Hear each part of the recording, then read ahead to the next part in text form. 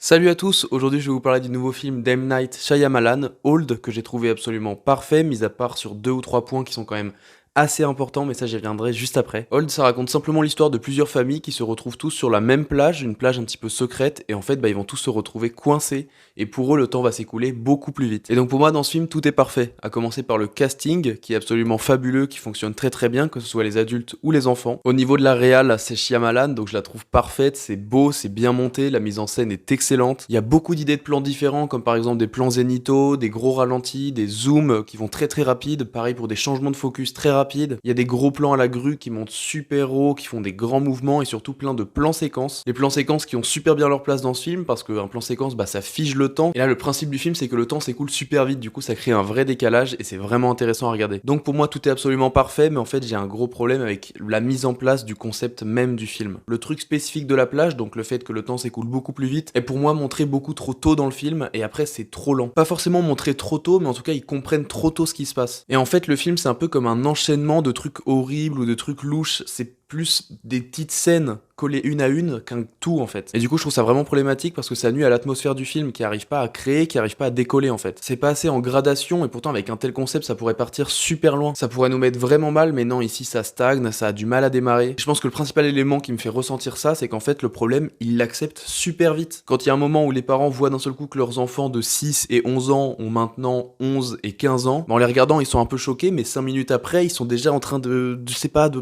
penser à autre chose en fait. Alors que leurs enfants ont grandi de 5 ans en 3 heures.